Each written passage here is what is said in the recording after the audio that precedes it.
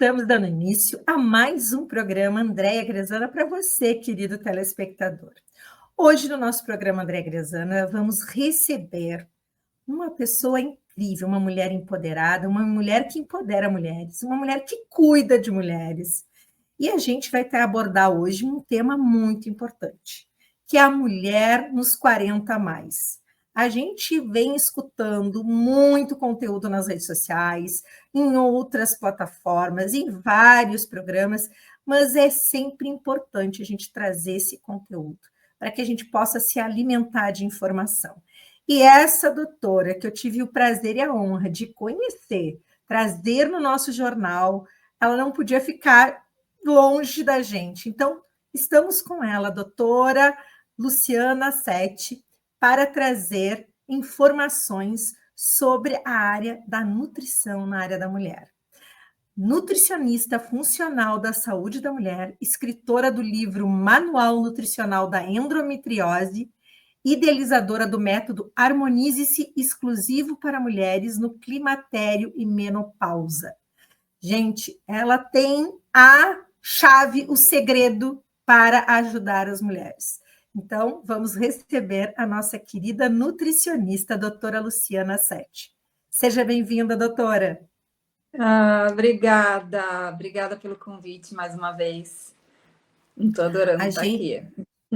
A gente que fica muito feliz, doutora, porque esse tema, esse conteúdo é tão importante. E a gente fica feliz porque a doutora é uma especialista, é uma pessoa que tem a didática, inclusive, para orientar nesse processo. E a gente percebeu e quis trazê-la aqui num programa inteiro dedicado a esse assunto, que realmente é um problema de todas as mulheres na situação dos 40 a mais, e não tem como escapar. O importante é se conhecer e saber os métodos, as técnicas, enfim, o que precisa para poder ter qualidade de vida. E a doutora hoje vai nos enriquecer com o seu conteúdo, com o seu conhecimento. Isso aí, tá ótimo, vou falar mesmo. Tudo que é preciso e é necessário aí para a saúde da mulher nos 40 a mais, na endometriose, o que elas precisam fazer para se cuidar aí e se tornarem mulheres saudáveis realmente. Muito bem. E nós vamos dar o início começando com algumas perguntinhas que vão ajudar as pessoas que estão assistindo a se identificar. Eu estou nessa situação, esse é o meu problema. Então, doutora Luciana, por que existe tanta desinformação sobre a endometriose? Ótima pergunta, André. Então, a endometriose ainda é um grande problema, né? Ela é uma doença inflamatória, é uma doença de caráter progressivo, né? Ela é dependente de estrogênio, então ela é dependente aí de um hormônio. E o que acontece? Essas mulheres demoram de 7 a 10 anos para receber o diagnóstico. E eu considero esse um dos maiores problemas, né, na saúde aí em relação à endometriose. Hoje a gente já sabe que 1 a cada 10 mulheres no mundo tem endometriose, né? Então, num grupo de 10 mulheres, uma tem endometriose. E hoje, qual o maior problema? É justamente a normalização dos sintomas. A gente está acostumada a ver ali a mulher sentindo dor, a mulher tendo cólica, e o médico, os próprios familiares, a própria mulher acredita que a mulher precisa sentir essa cólica, precisa sentir essa dor. E quando ela começa a sentir algo que vai além do normal, ela começa a se achar fraca, ela começa a achar... Às vezes tem até problema no trabalho, porque muito absenteísmo, elas começam a faltar muito, porque são cólicas, dores incapacitantes, né? Então também tem a questão da pouca conscientização, às vezes inclusive profissional, né? Falta de especialização dos médicos. Agora está começando a se falar cada vez mais dessa doença. Por quê? Porque está sendo mais diagnosticada? Tá sim sendo mais diagnosticada, mas assim, por alguns motivos, né? Primeiro, porque a mulher mudou completamente aí o tipo de vida reprodutiva da mulher. Se a gente for pensar aí até nas nossas avós, como é que era a vida delas? Era uma gravidez após a outra. Elas não usavam anticoncepcional, era muito difícil aí elas ficarem muito tempo sem engravidar. Estou falando de uma maneira geral, né? Lógico que tem as exceções. Mas hoje em dia, o que a mulher está querendo? Está querendo primeiro vencer na carreira, está querendo estudar, ela vai se casar depois dos 30, vai pensar em ter filhos aí depois dos 35, que é justamente, às vezes, quando a mulher começa a ter uma queda aí da fertilidade. Então, mudou muito essa parte reprodutiva da mulher. Então, a mulher está menstruando mais cedo e está engravidando, às vezes, uma vez na vida ou às vezes nenhuma. Então, esse processo de menstruação após o outro não está programado aí nas nossas antepassadas, não estava no script na vida delas. Isso é uma coisa nova. Então, todas as mulheres agora, quanto mais elas menstruam, quanto mais elas têm essa exposição, a doença não é causada pelo estrogênio, mas ela se expõe aí, ela depende do estrogênio para ela se proliferar, a gente está sendo exposta cada vez mais. Então, por isso também está tendo mais diagnósticos. Só que qual o problema disso? É a demora desse diagnóstico. Então, a gente precisa de mais profissionais preparados, especialistas preparados para ver uma dor dessa e já atuar ali e procurar realmente se é esse o problema. Então, se você tem dor, se você sente alguma dor que não passa aí com uma bolsinha de água quente, tá doendo e começa a precisar realmente de medicamentos para suportar essas dores, vai no médico, procura ajuda, fala o que você está sentindo, insista no que você está sentindo, porque pode sim ser uma endometriose, às vezes uma adenomiose, então precisa ser pesquisado. Muito bem, doutora.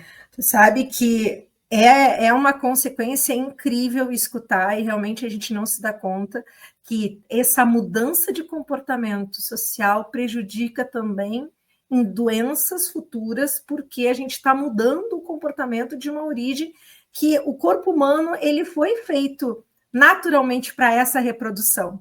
E a gente está deixando, desestimulando a mulher de exercer o seu papel como projetora, como mãe, enfim, coisas que vão afetar também a sua origem humana, né? a sua identidade, seu corpo como um todo. Doutora, te perguntando nesse mesmo conteúdo, existe alguma causa definida para a mulher desenvolver a endometriose? Então, a endometriose ela é um problema multifatorial e tem a questão genética, sim. Então, filhas, irmãs, às vezes tias, quando tem endometriose, assim, parentes de primeiro grau, principalmente, que tem endometriose, a mulher tem 7 vezes mais chances de ter endometriose também. Tem a questão ambiental. Então, o tipo de alimento que a gente está consumindo, o tipo de poluentes que a gente está entrando em contato, mulheres com endometriose, elas são mais sensíveis a toxinas, elas têm uma questão com níquel muito grande, tá? Assim, uma alergia a níquel, uma intoxicação a níquel, elas não conseguem se desintoxicar ou liberar metais tóxicos da mesma forma que uma mulher que não tem endometriose. Então, por exemplo, todos os cosméticos que a gente entra em contato, produtos de limpeza, tudo que a gente usa que são poluentes, assim, são produtos industrializados, são coisas sintéticas, químicas, muitas mulheres começam a acumular mais dentro de si. Por exemplo, inclusive as panelas que a gente usa, o Teflon aí, já foi feito estudo que a gente tem partículas de Teflon dentro do nosso corpo. E o plástico que a gente usa, então, vai esquentar uma comida, evita esquentar dentro de um pote plástico, passa primeiro para uma porcelana, para uma cerâmica, para o prato, para depois esquentar no micro-ondas. Então, tem toda uma questão que essas mulheres precisam tomar mais contas, porque a parte ambiental, ela influencia muito também nessa mulher. Claro, genética, ambiental e tem mais uma coisa, a parte imunológica. Elas têm muitas células imunológicas, mas parece que são mais disfuncionais. Existe uma célula de defesa ali que a gente chama de natural killer. Essas células, assim, elas nasceram para matar. Então, elas matam células que estão ectópicas, fora do lugar, que é justamente o que é endometriose, né? Que tem várias teorias, mas a gente fala muito da teoria da menstruação retrógrada, que é a menstruação voltando ali pelas trompas e caindo ali na pelve. e se proliferando. Por que acontece isso? Isso acontece em 90% das mulheres. Mas por que somente 10% desenvolvem endometriose? Porque elas não conseguiram se livrar dessas células. As células que deveriam ali matar essas células ectópicas que estão no lugar errado, elas não conseguem. Então, existe uma disfunção imunológica dessas mulheres, às vezes, muito anticorpos. A gente já está falando aí, tem muitos estudos se perguntando se a endometriose é um problema autoimune, de uma doença autoimune. Até hoje ela não recebeu essa nomenclatura, mas tem uma questão imunológica muito forte aí. Então, é uma doença multifatorial, tem várias coisas acontecendo para a mulher desenvolver. Mas os estudos continuam e, de repente, uma hora a gente vai saber, de fato, o que pode realmente estar piorando e o que está servindo de gatilho pior para essa mulher estar desenvolvendo aí endometriose. Sabe, doutora Kim, me vem aqui várias perguntas, inclusive, além do que eu já tinha aqui separado para a gente trabalhar, porque é um assunto que começa, né, no desencadear da informação, quando você nos traz esse conteúdo, a gente passa a abrir um leque de perguntas.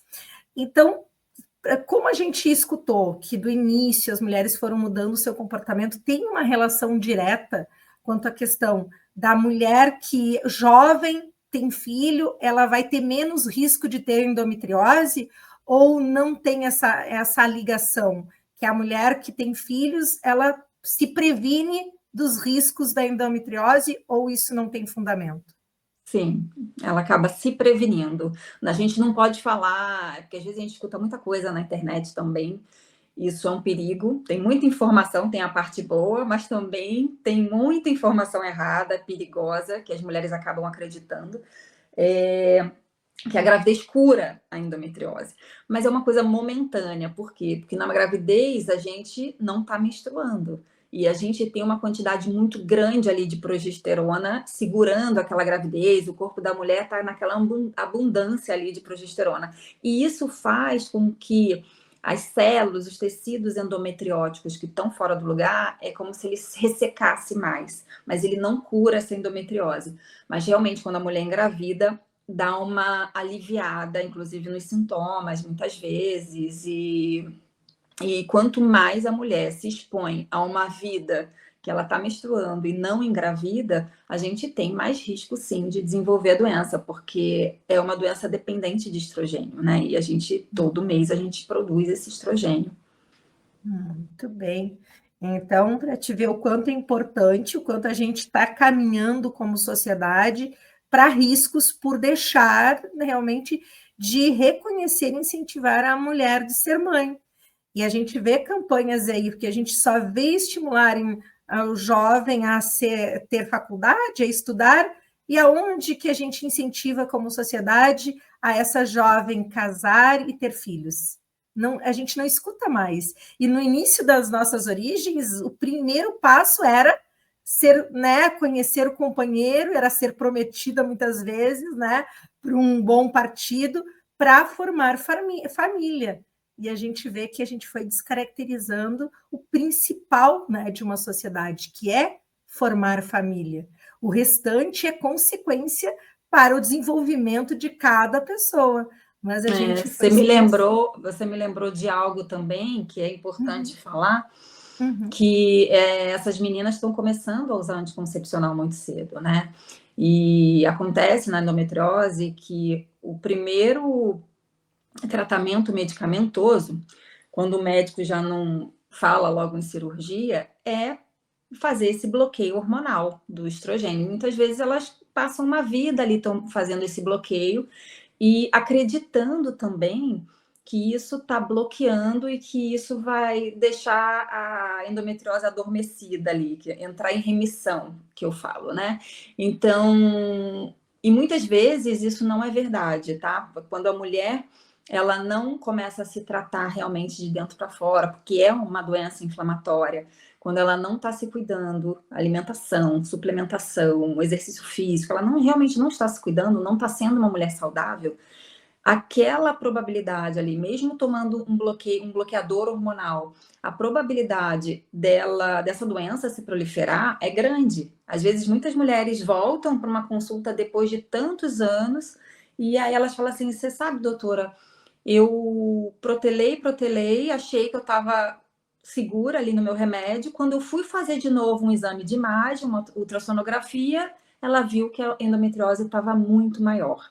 Então, isso fica de alerta aí para muitas mulheres que têm endometriose e acham que não precisam se cuidar, que o bloqueador hormonal vai ser suficiente. Isso acontece também, é um perigo também em relação à cirurgia.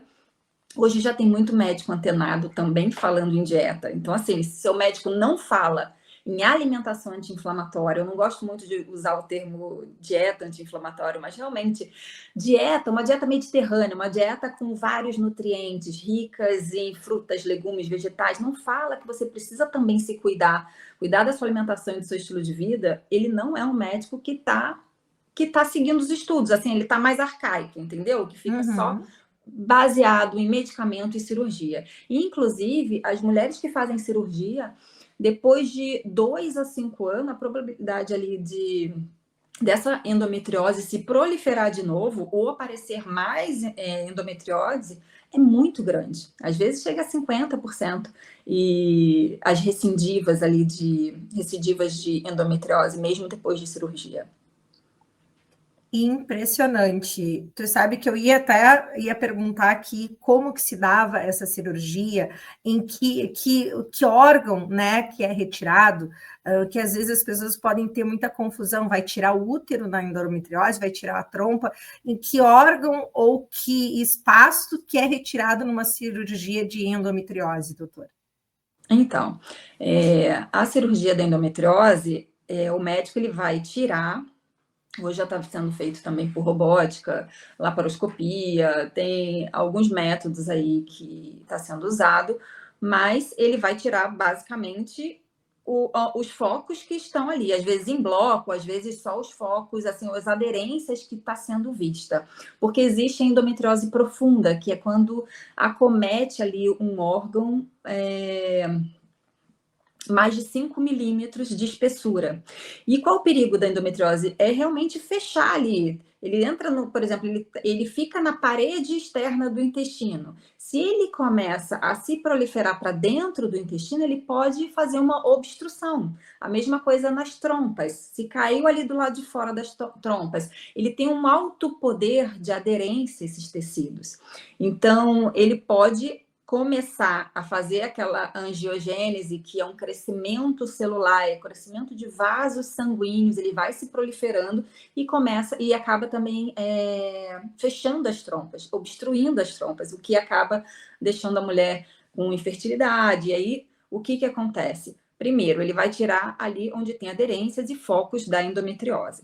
O que existe muito, porque as mulheres têm muita dor, sentem muitas dores, é a mulher falar: eu não quero mais ter endometriose, vou tirar o útero. Só que a endometriose não é no útero, a endometriose é fora do útero. Não adianta muitas vezes a mulher tirar o útero e ter resquícios de células endometrióticas lá fora, por menor que seja, porque depois de um tempo pode haver crescimento de novo daquelas células. Então a gente tem que ter muito cuidado aí e continuar olhando também para a parte nutricional e de estilo de vida, e mais uma vez, né? Mas outra coisa, existe também a cirurgia quando a gente se fala de endometrioma, que aí é quando existe uma endometriose nos ovários, né? Tem cistos que chamam de cisto de chocolate, elas fazem um cisto que precisa ser retirado. Mulher que quer engravidar, é muito importante antes conversar com o fertileuta, porque quando se faz essa cirurgia nos ovários, se perde muitos folículos, então é perigoso ali antes de engravidar, é bom conversar com um especialista. E no caso de adenomiose, que é como se fosse a endometriose, mas dentro da camada interna ali do útero. Então, faz ali uns focos, mas ao invés de ir para fora, ele se forma dentro do próprio útero, de uma camada interna, não do endométrio, mais internamente ainda na parte muscular do útero, né? Onde faz aquela contração. Uhum. E aí, às vezes, as mulheres realmente querem tirar o útero nesse caso, porque ali seria a finalização do problema, né? Uhum. Da adenomiose. Mas tudo isso tem que ser feito de forma individualizada, cada caso é um caso, não adianta estar num grupo aí de internet, que é muito válido também, porque elas se encontram, falam, tiram dúvidas, mas o seu caso é diferente do caso da amiga, que é diferente do caso da vizinha, da sua prima, não tem um caso igual, sabe? A gente precisa olhar tudo isso de forma individualizada.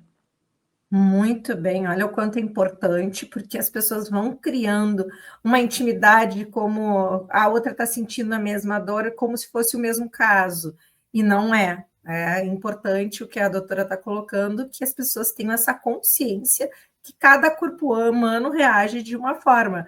Teoricamente, tem a probabilidade de ser parecido, mas não é na prática.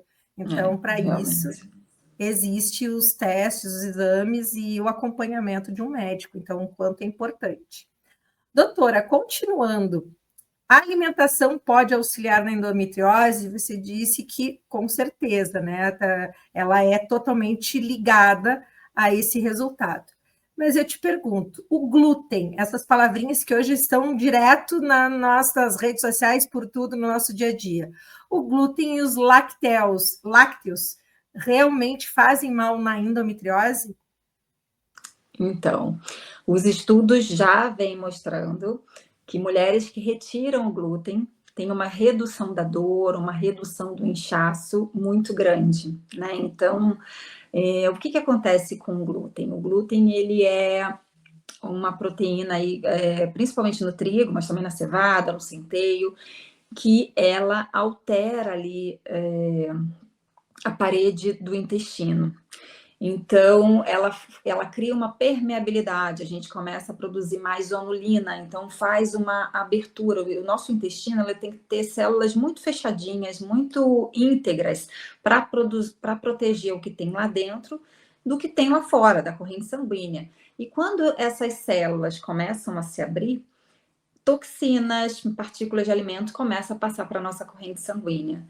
E o glúten faz isso. Eu não estou falando só de doença celíaca. Doença celíaca é uma doença imunológica autoimune que algumas pessoas têm esse problema e não podem comer, não pode nem entrar em contato com glúten, né? Não pode nem comer uma aveia que não tem glúten, mas que por um acaso foi processada no mesmo equipamento, no mesmo ambiente e essa pessoa consegue ter alteração ali com o glúten. Eu estou falando de sensibilidade não celíaca.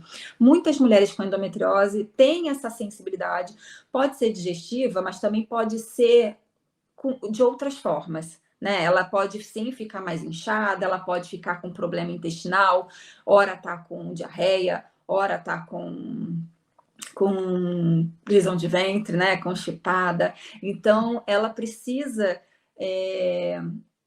dar uma segurada. Não são todas as mulheres que eu retiro completamente o glúten, mas eu tento reduzir se eu percebo que ela come ali em excesso. E a nossa alimentação, né? O que a gente aprendeu, a mulher se considera. Eu vejo muitas vezes, não, eu sou uma mulher saudável. Eu sou uma mulher. Tá, o que você toma de café da manhã? Ah, eu tomo café com leite, pão, manteiga e tá. E cadê a fruta? E cadê o ovinho? Cadê a proteína? Então, assim, a gente está acostumada a comer um padrão alimentar sem muitas fibras, sem antioxidantes, sem compostos bioativos. Falta muito nutriente e também falta muito conhecimento. Então, o que eu indico? Tá? Se você tem endometriose e está aqui nos ouvindo, tente reduzir ou retirar por 4 semanas. Tente ficar um mês sem o glúten e me fale aí se você melhorou. Me fale qual foi a sua evolução, qual foi o seu padrão, tanto intestinal quanto como é que ficou sua barriga, porque a endometriose tem uma questão da endobele, que a gente chama, que é a barriga da endometriose, e que a mulher ela acorda aí sem barriga e no decorrer do dia, de noite, chega de noite, ela está com uma barriga que às vezes é uma barriga de grávida. Pode ser cíclica ou não, às vezes isso piora no período menstrual. Mas é realmente uma barriga bem proeminente e que pode ser uma questão também digestiva e também inflamatória ali, sistêmica, que acontece tanto na pelve como desenvolve ali, vai para o corpo inteiro, né? Principalmente se pegou a questão intestinal. Então, quando a gente retira o glúten, a gente melhora demais esse padrão intestinal e a dor diminui muito, consideravelmente. Os estudos mostram reduções de dores significativas para essas mulheres. E depois dessas 4 semanas que você ficar sem o glúten, volta a retornar aos poucos, ali com meio pãozinho, com um pouquinho de macarrão no almoço, faz um retorno devagar e perceba como é que seu corpo está se comportando. Muito bem. Ah, eu não Olha, falei em relação ao leite, né? Ah, perfeito. Contigo, doutora. Então, os lácteos depende da sensibilidade da mulher, tá? Porque o que acontece com os lácteos? Muita gente fala assim, eu comprei agora, só tomo leite sem lactose. A lactose é uma coisa, a proteína do leite é outra. A lactose é o açúcar do leite, que muitas pessoas fazem, não conseguem mais digerir a lactose porque falta a enzima lactase. Mas muita gente, depois da infância, começa a ter problema ali com a lactose. Porque a gente bebe leite a mais da conta, muitas vezes, né? Tem gente que faz ali uma intolerância quando bebe somente o leite, mas quando come um queijo, um iogurte, fica de boa. Mas tem gente que faz uma intolerância quando come qualquer coisa, um queijo fresco, um iogurte, o próprio leite, começa a ficar estufada, ou passa mal, dá náusea, enfim. E aí essa pessoa realmente não pode consumir a lactose. Quando a gente fala de leite, é um problema, é um alimento aí bem polêmico, a gente precisa falar também da caseína. Caseína 1, que ela é uma proteína mais inflamatória. É uma proteína de mais difícil digestibilidade e muita gente começa a fazer ali uma inflamação que a gente chama inflamação de baixo grau, né? É diferente de uma inflamação, cortei meu braço, fiz um corte, inchou, até cicatrizar aquilo, aquilo é uma inflamação aguda. A gente inflamou, mas o corpo está ali trabalhando para consertar. Quando existe uma inflamação crônica de baixo grau, porque a gente está se alimentando com produtos que não são legais, produtos de difícil digestibilidade, ou que tem toxina, ou que tem xenobióticos, que a gente chama, que é como se fosse corpos estranhos do nosso corpo não reconhece como comida. Outro problema do leite, principalmente os industrializados, é porque hoje as indústrias, como é que elas fazem? Como é que elas criam essas vacas? Elas esperam as vacas ficarem prenha para depois elas amamentarem, para depois você pega o leite? Não, elas vivem à base de hormônio e ficam produzindo leite direto, 24 horas ali. Então, como é que funciona isso? Quando a gente está consumindo leite, o quanto de hormônio a gente está absorvendo de tudo aquilo que esses animais receberam. Então a gente também precisa ficar atento com isso, porque a mulher com endometriose, ela tem que tomar muito cuidado também com esse hormônio que está entrando, com as toxinas, com os antibióticos que estão que tá ali sendo dado para esses bichos. A carne vermelha, a mesma coisa, a carne bovina, a carne suína, enfim, eles recebem muitas vezes antibióticos, recebem hormônios. Ai, que exagero, Luciana. A mulher com endometriose precisa ter mais atenção a tudo isso. Muito bem. Gente, quanto conteúdo, de quanta importância. Olha, é uma aula, doutora, de conhecimento para que as pessoas realmente entendam o porquê. As dores, muitas vezes, são do nosso comportamento, do que a gente poderia estar evitando. E a gente está aprendendo hoje com a doutora Luciana. Bom, gente, nós vamos para um breve comercial, não saia da telinha, que nós vamos dar seguimento, depois do retorno dos comerciais, a um bate-papo incrível também falando sobre menopausa e climatério. Então, não sai da telinha, que eu tenho certeza que você vai se enriquecer com esses temas que realmente geram muita polêmica e sofrimento para a mulher, né, doutora? É, verdade. A gente precisa de muito conhecimento cada vez mais. É isso aí. Não saia que nós já voltamos.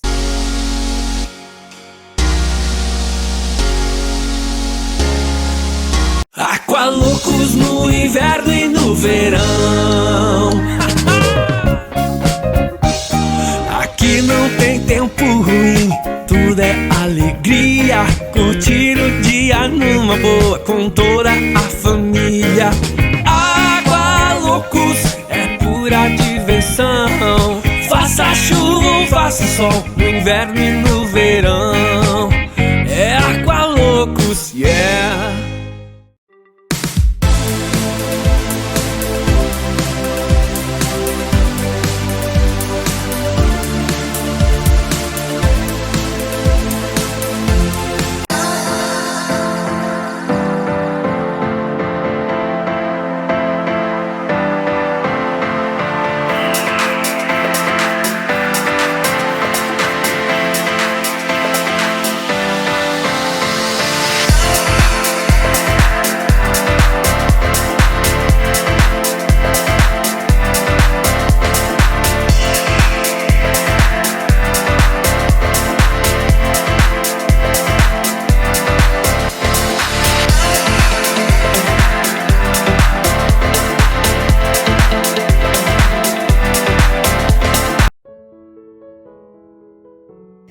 Venha conhecer o consultório da doutora Roberta Capper.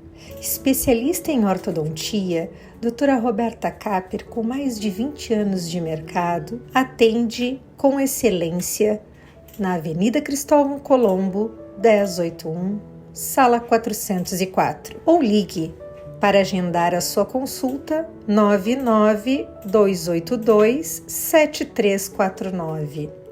Doutora Roberta Capper, especialista em ortodontia, uma especialista top doctor Invisalign.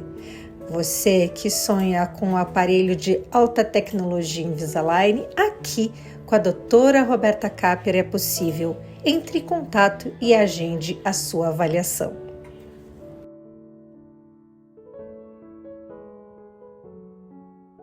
Mega, mega, mega divertido. Mega, mega, mega colorido. Você já viu, é tão macio que escorrega no papel. Parece um arco-íris mega colorindo o céu. Eu mega amo desenhar.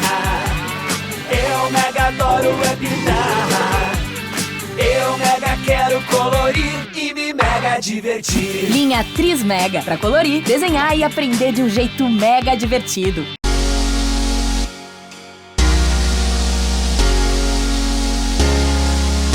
E retornando dos comerciais, estamos aqui com a nossa convidada de hoje, doutora Luciana Setti, nutricionista, especialista, escritora, que traz conteúdos com uma clareza, uma didática incrível. Eu estou recebendo um aprendizado gigantesco e, com certeza, quando a gente passa a entender, a gente começa a querer realmente mudar. Então, eu tenho certeza que a doutora Luciana é a nutricionista que vai fazer muita gente mudar a sua mentalidade, porque ela faz com que a gente entenda.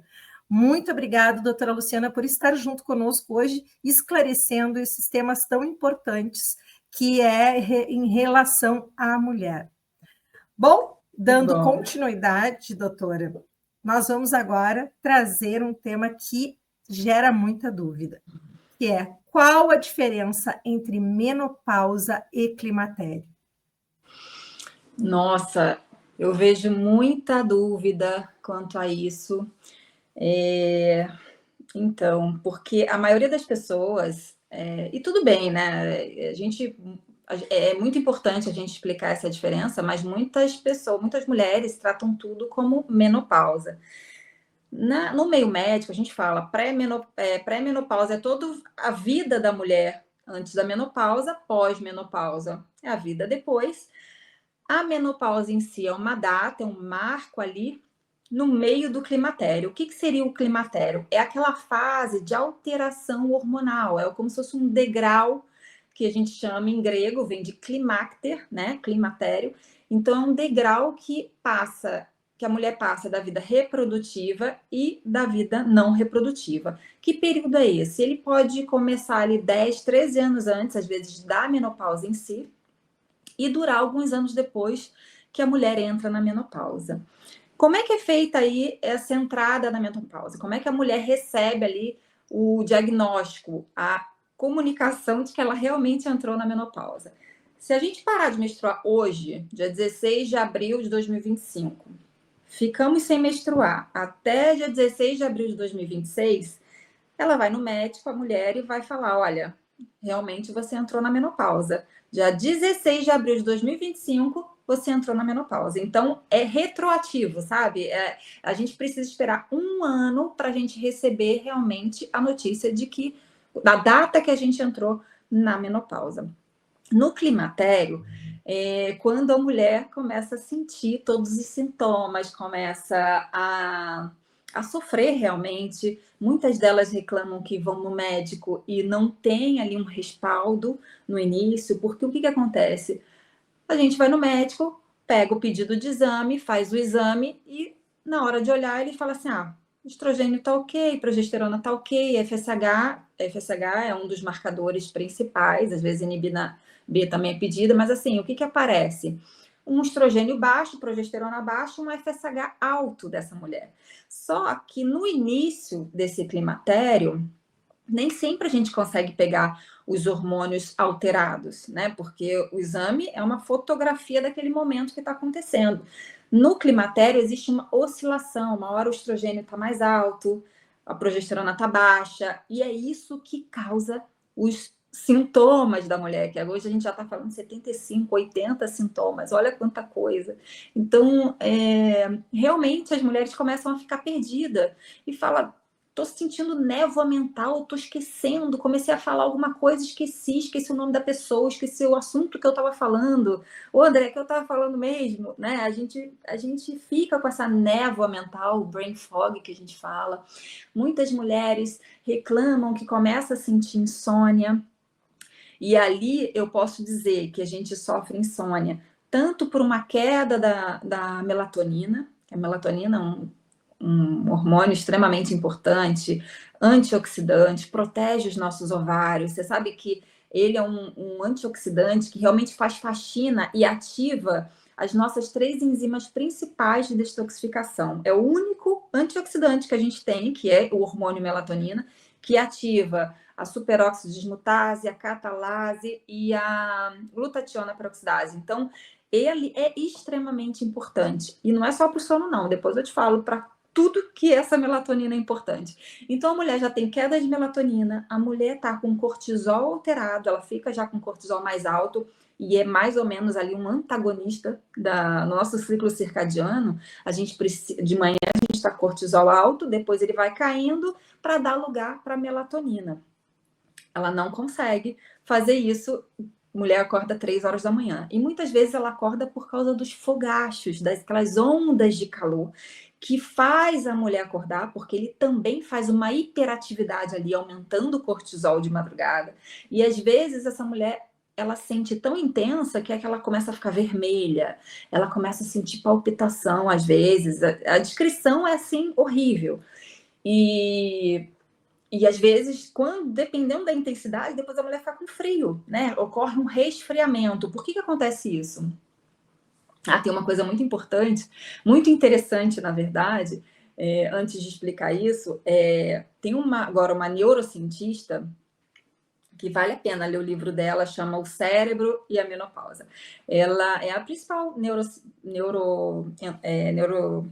neurologista. Ela é italiana, mas está nos Estados Unidos. E ela pesquisa sobre o cérebro da mulher na menopausa. E o que ela trouxe?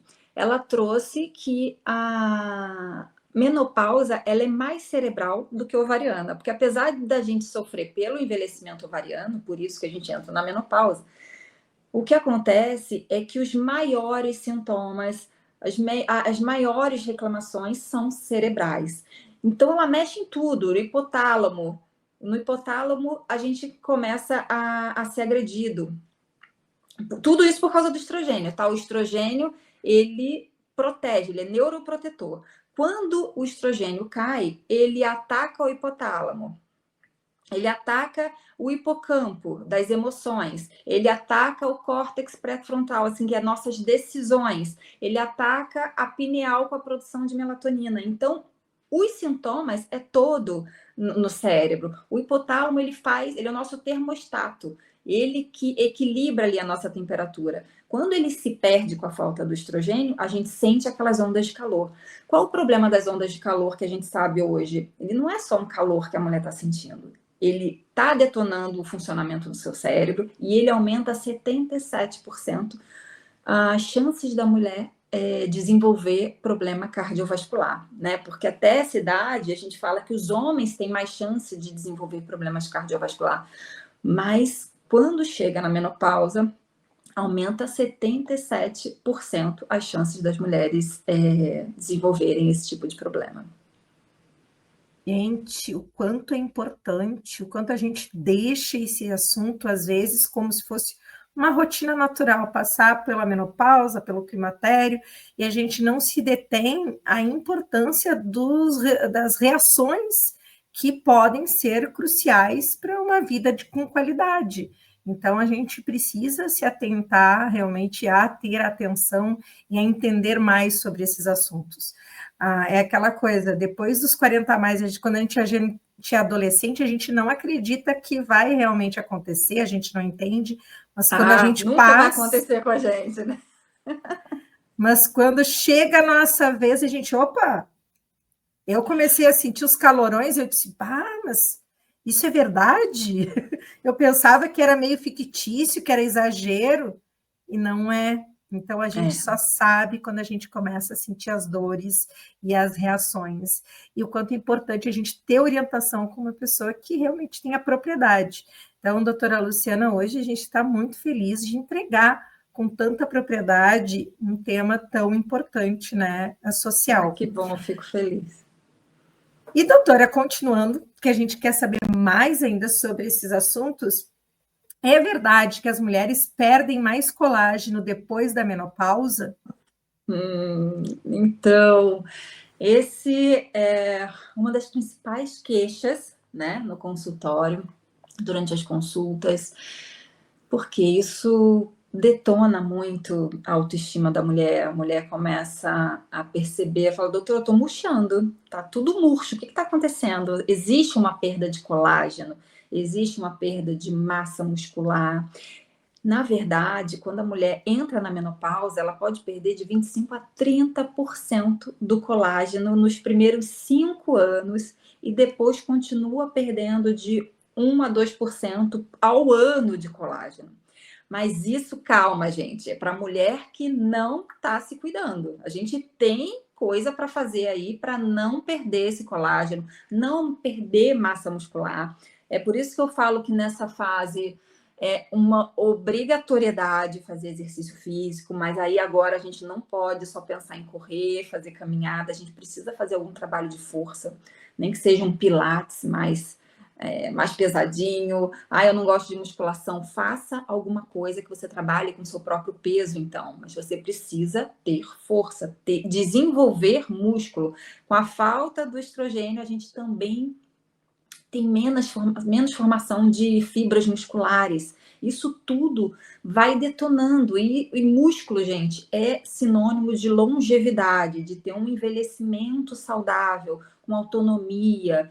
Músculo também ajuda toda a parte do corpo, né? Cardiovascular, cerebral, tudo. A gente precisa de músculo. A gente brinca que é o músculo que leva o esqueleto para passear. Então, a gente precisa ter desenvolvimento, ter essa poupança de músculo. Faça isso agora, porque senão você vai se arrepender no futuro, né? Então, o colágeno, a gente precisa se preparar muito, se preocupar com ele ali. O que a gente pode usar? Tanto o colágeno tipo 1 ali para pele, para regeneração, peptídeos de colágeno. Não esquecer também da vitamina C, que ajuda a absorver, melhora a parte toda da pele.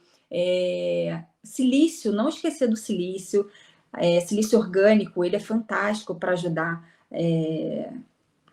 colágeno, pele, fibra muscular, a gente precisa disso para ter uma pele com mais elastina, a gente precisa cuidar do nosso cabelo, a biotina também ajuda nesse processo aí da pele e do cabelo, a gente precisa pensar ali também em alimentos que ajudam com isso tudo, né? Com sementes, com oleaginosas, com as próprias frutas, muito rica em vitamina C. Então, pensar num camu-camu, numa acerola, no caju, tudo isso a gente tem no Brasil.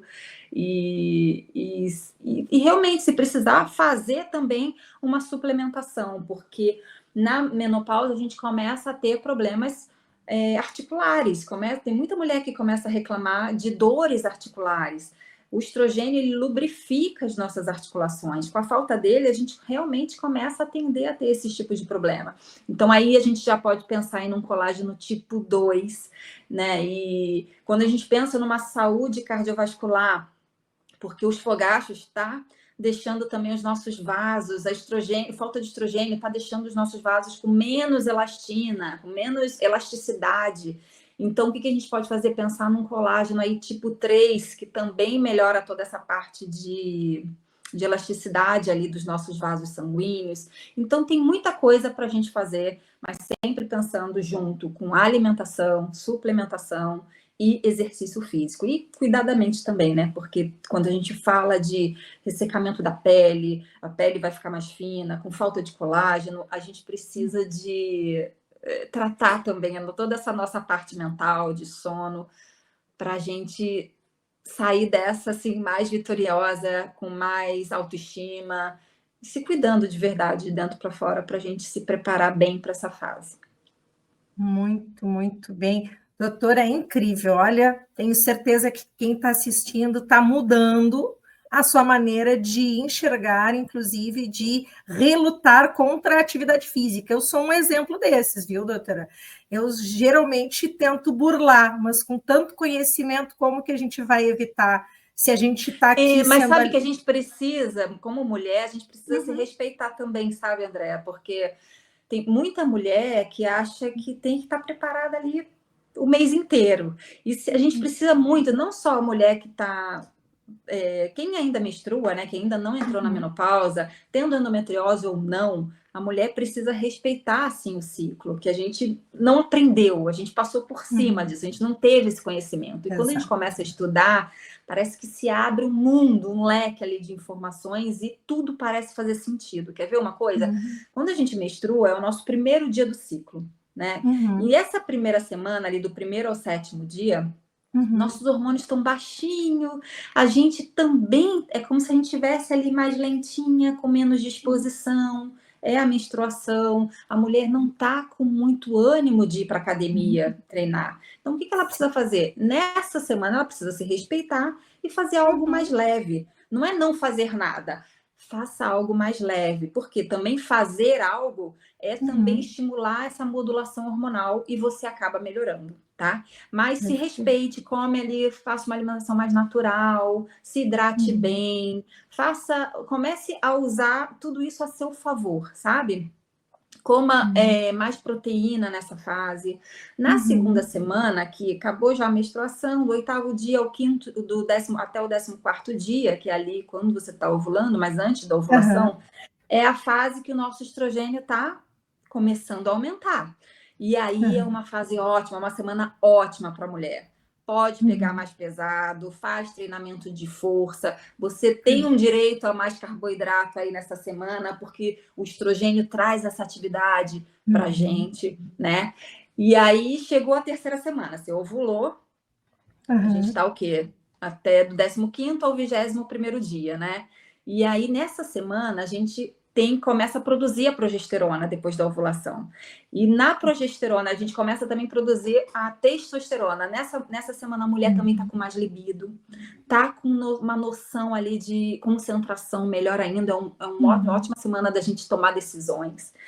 A mulher também nessa semana consegue treinar muito bem. Então, a semana, digamos que a semana 2 e a semana 3 é super favorável para a mulher. Aí chega a semana 4, qual é? Depois do 22º dia até o 28º dia, o final, vem a TPM. baixou estrogênio, baixou progesterona e a gente dá aquela caída. É terrível, às vezes, para as mulheres essa semana. É verdade. Às vezes vai malhar, não consegue, mas tenta fazer uma caminhadinha, vai fazer um alongamento, vai fazer o que você consegue, nos dias que você consegue, mas sempre se respeitando, sempre se olhando com mais carinho.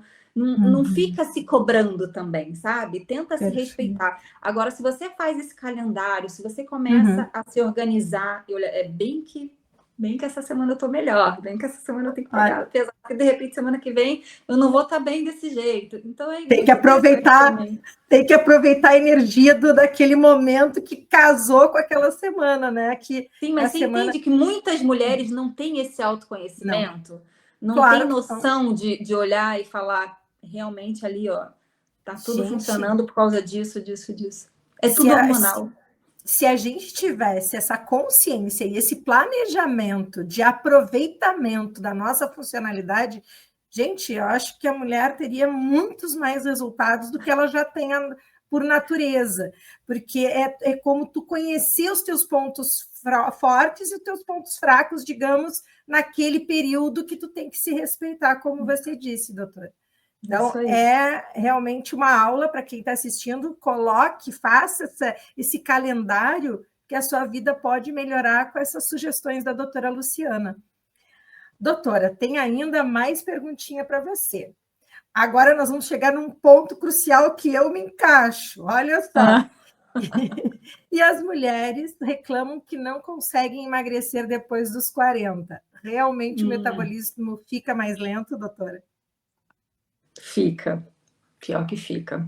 Então, os estudos já mostram que a mulher pode sofrer ali de 250 a 300 calorias ali, começa a diminuir o metabolismo basal, sabe? A taxa metabólica basal dessa mulher em 250 a 300. Então, ela tem um gasto metabólico menor. O que mais que ela faz? Ela também começa a ter uma resistência maior à insulina. Então, a gente precisa ter refeições com menores cargas glicêmicas. O que acontece? Quando a gente come um alimento, qualquer carboidrato, tá? Se você for pensar, uma escumadeira de arroz integral é diferente de você comer uma torta de chocolate. Então, como é que funciona esse metabolismo da glicose? Quando a gente fala de alimento de alto índice glicêmico, é algo que a gente vai comer e esse açúcar vai chegar muito rápido na nossa corrente sanguínea. E isso não é favorável para a nossa saúde, porque a gente tem muita produção de insulina, o tempo todo a gente vai fazer um lanchinho, vai comer um creme cracker, vai comer não sei o quê, um lanchinho, depois o almoço, depois outro lanche, depois o jantar, e fica toda hora recebendo carboidrato, é muita glicose entrando no sangue o tempo todo, e o pâncreas ali produzindo muita insulina. Uma hora a célula para de receber essa glicose dentro da célula, o pâncreas não entende, continua produzindo insulina sem parar e essa mulher faz uma resistência à insulina. Quando isso acontece, a gente para de perder gordura. Essa gordura começa a ser armazenada no músculo, armazenada no fígado, mas eles recebem muito pouquinho e aí depois ela vai ser armazenada literalmente aonde? Como gordura, no nosso tecido adiposo. Então, ele fica armazenando gordura cada vez mais. A gente precisa quebrar esse ciclo e começar a comer alimentos de menor índice glicêmico, que seria essa glicose vai sendo liberada mais aos pouquinhos, recrutando menos insulina. Então, fica uma coisa mais equilibrada dentro do nosso corpo. Além de de ingerir alimentos de menores índices glicêmicos, como é que a gente faz para ajudar essa dinâmica? Comendo também mais gorduras, gorduras boas, né? Então, vai comer uma fruta, vai comer um doce, vai fazer um lanche, come sempre com alguma semente ou com alguma oleaginosa. Quais são as oleaginosas? As nozes, as amêndoas, né, o avelã, a macadâmia. Então, a gente pode, sempre porções pequenas, né? Não pode passar de 30 gramas, pelo menos, porque você fala, vou comer nozes, você come o pacote inteiro. Isso também engorda.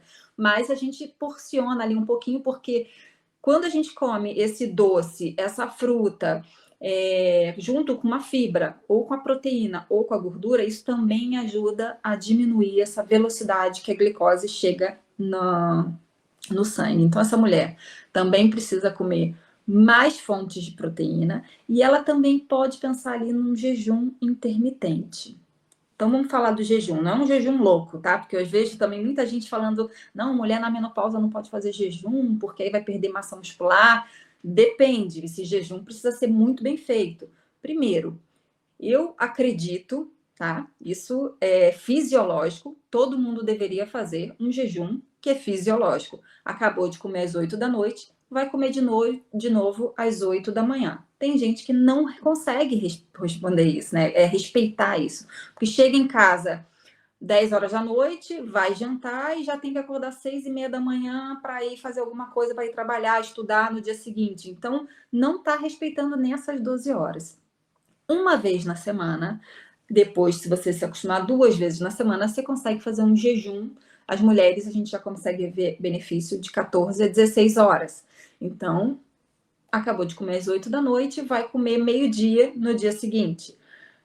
Qual o problema disso? Nessa janela de que ela vai voltar a comer, ela precisa consumir proteína para não engordar, proteína para ter formação de músculo, proteína, porque a gente precisa, a mulher na menopausa, no climatério, precisa de 1,4 a 2 gramas por quilo de peso de proteína, para não ter perda de massa muscular, né? Para não sofrer com essa sarcopenia e não engordar ainda mais.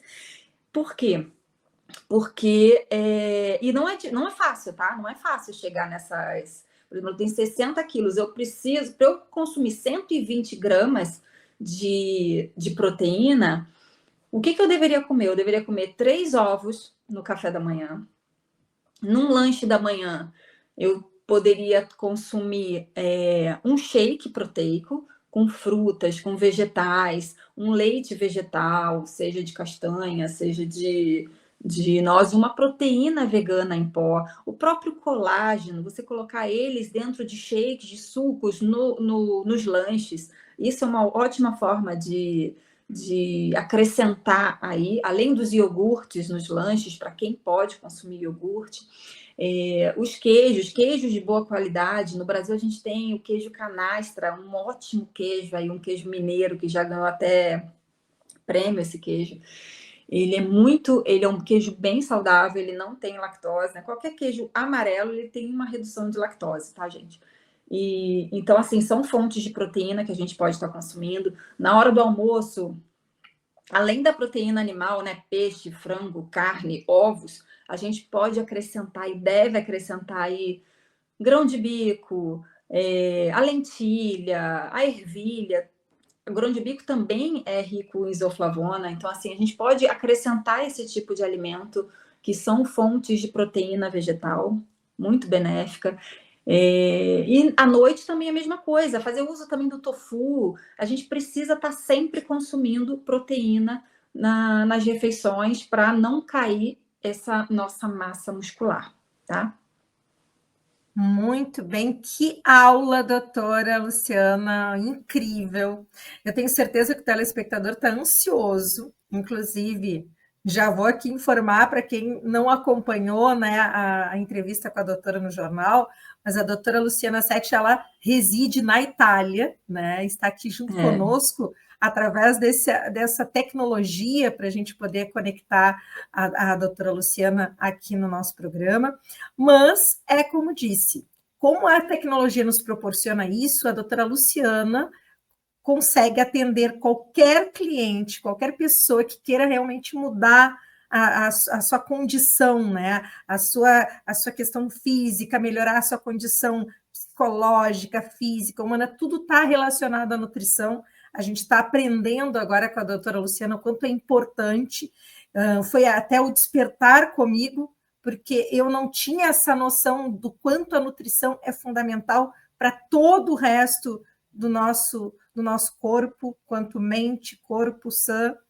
E aqui abaixo, vocês devem estar acompanhando, está passando o Instagram da doutora Luciana, que é justamente para você seguir, você entrar em contato com ela.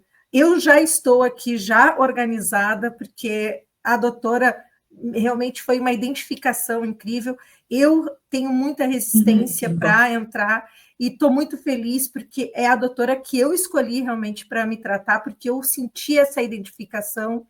Então, eu deixo aqui embaixo para quem está acompanhando, entre em contato com a doutora Luciana, porque ela faz atendimentos virtuais, né, doutora? Sim, todas as brasileiras hoje eu atendo online.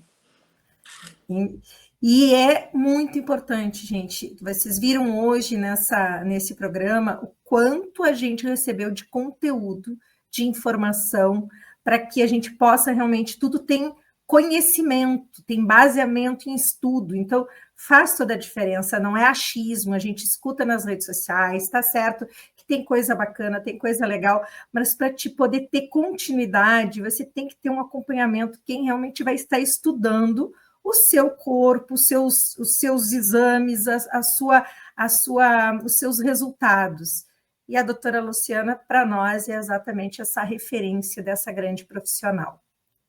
Que doutora, bom, André, fico feliz. Doutora Luciana, antes de a gente ir para o encerramento, eu quero trazer a última perguntinha aqui, junto para o nosso telespectador.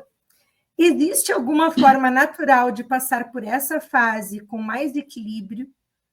Que conselhos você daria para essa mulher que está tendo todos esses sintomas que a gente está vendo do climatério, da menopausa, para que ela realmente possa sentir que existe solução para tudo isso? Sim. Então, a primeira coisa é se nutrir bem, muito bem, porque nós temos aí hoje a terapia hormonal, né? A terapia de reposição hormonal, eu sou super a favor. Eu acho que a mulher podendo fazer e querendo fazer, faça uma terapia de reposição hormonal, mas não deixe de se cuidar realmente nutricionalmente, não deixe de se cuidar. Eu vejo muitas mulheres às vezes chegam insatisfeitas com seu tratamento. Mas por quê? Porque precisam também, não é só hormônio, a gente precisa melhorar toda essa parte inflamatória, a gente precisa se nutrir com antioxidantes, melhorar ali a saúde das células. Às vezes você está fadigada, com uma indisposição, porque te falta energia nas mitocôndrias, que é ali uma molécula que é produtora de energia para a gente, as mitocôndrias. Então, a gente precisa de nutrientes para alimentar essas mitocôndrias.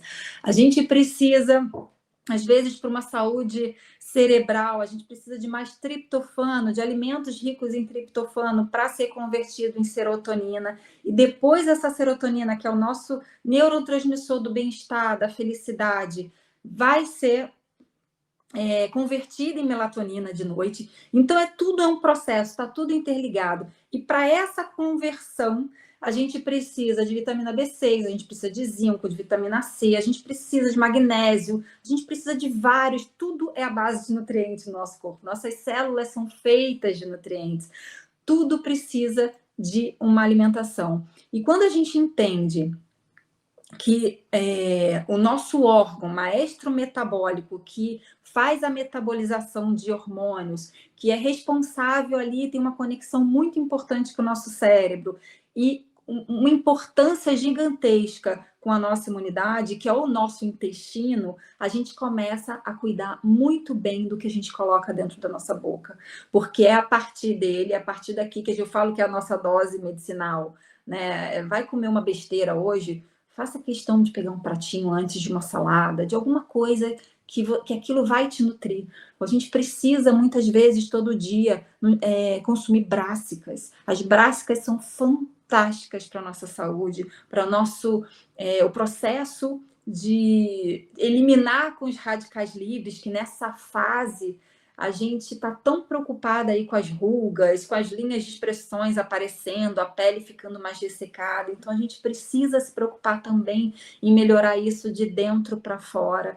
Então, muitos antioxidantes, como brócolis, como rabanete, couve-flor, couve. Preciso tomar suco verde, doutora? Você que sabe, pode ser. O suco realmente é uma ótima fonte de você incluir ali folhas verdes no seu dia a dia. Mas, eu não gosto do suco. Coma essas folhas verdes. Inclua todos os dias folha verde escura na sua alimentação. E coma essas brássicas. Elas são ricas ali em glutationa. Um super antioxidante também que a gente precisa para dar uma faxina, para melhorar a detoxificação, o trabalho do fígado, de botar todas as toxinas para fora e realmente você ficar bem, ficar mais limpa, né? Mais desinflamada. De manhã cedo, você já pode começar o seu dia tomando um shot. Faça uso da cúrcuma ativada. Eu não gosto de shot, eu não vou me acostumar com isso. Faça o suplemento de uma cúrcuma, sempre com 95% de curcuminoides ali, que é a parte ativa realmente funcional de uma cúrcuma que vai agir de forma anti-inflamatória. Por que isso? Porque ela vai desativar citocinas inflamatórias que estão ali te causando uma dor nas articulações, que estão te causando um probleminha que você está tendo, de dor, de mal-estar, às vezes da própria indigestão. Então, tudo isso precisa ser feito durante todo o seu dia, né? Até de noite, para você realmente se manter bem. O que mais que você pode fazer? Incluir 3 chás ao dia. Se agora no período da menopausa, faça uso do chá de folha de amora, faça uso do chá de 1000 folhas, eles vão ajudar você. Faça uso de alguns suplementos que sejam necessários, que são bons aí. Cada pessoa vai se adaptar melhor com um tipo de suplemento diferente, e cada um vai ser bom para alguma coisa, mas a gente tem aí o fenogrego, que ativa nossos receptores de estrogênio, tem a simifuga, que ela age diretamente no nosso sistema nervoso, melhorando aí o humor, melhorando o sono, melhorando os fogachos. A gente tem também a maca. A maca é ótimo para a gente incluir aí nesse shot matinal, ou colocar dentro de um suco. Use colágeno nos sucos, use a proteína vegana nos seus sucos. Não esqueça de usar linhaça sempre moída, porque a linhaça a gente não consegue digerir ela, é uma semente muito pequenininha e muito dura, então ela precisa ser moída ali na hora. Eu gosto muito de bater nos sucos por causa disso. Então a gente tem que usar e abusar de estratégias nutricionais a nosso favor, além de qualquer coisa, além da atividade física, além de uma reposição hormonal. Pense sempre em se cuidar de dentro para fora. Muito bem, doutora. A gente só tem a agradecer a sua participação hoje aqui no nosso programa, enriquecendo com tanto conteúdo de valor e que com certeza vai colaborar para quem está assistindo aí, quem está vivendo essas fases e que a gente precisa. E outra, a jovem que ainda não tem esse conhecimento para se prevenir, para quando chegar nessa fase já esteja habitada, né? Já esteja com hábitos. Não espera o incêndio chegar no 5º andar, você já começou lá embaixo, você já apaga o incêndio. Exatamente. Bom, então vocês já viram que a gente vai trazer a doutora Luciana mais vezes. Doutora, se prepare, porque tem muito conteúdo. Inclusive, a gente sabe que a mulher vivencia isso. A nutrição também é para os homens, então que a gente venha também trazer em algum momento mais direcionado aos homens, mais às adolescentes. Existe uma cadeia gigantesca para que a gente possa realmente contribuir aqui para o nosso telespectador. Bom, doutora, chegamos ao fim de mais um programa e agradecendo a sua participação sempre aí, com atenção, Eu que agradeço, com esse fuso horário que faz toda a diferença, né? Porque nós estamos a uma distância, mas o importante é que a gente pode estar entregando para o nosso telespectador esse conteúdo de tanto valor. Então, eu vou deixar aqui um tchauzinho teu para o nosso telespectador. Tchau, meninas. Olha, não se esqueça de se cuidar, comecem a se dar mais atenção a partir de hoje. Se você não se deu até hoje, comece, porque essa realmente é uma fase que começa aí uma inflamação maior no nosso corpo, o metabolismo muda sim, mas a gente não pode achar que é o fim. É só o início de uma nova fase. Se dê atenção, se dê prioridade, agora é o seu momento. Muito obrigada, doutora. Muito obrigado, querido telespectador que esteve junto conosco neste programa. Continue aqui na programação da GTV, uma emissora construída para entregar conteúdo de valor para você. Então, nós estamos encerrando e continue aqui na nossa programação. Andréa. Obrigado, doutora. Um beijo grande. Um beijo.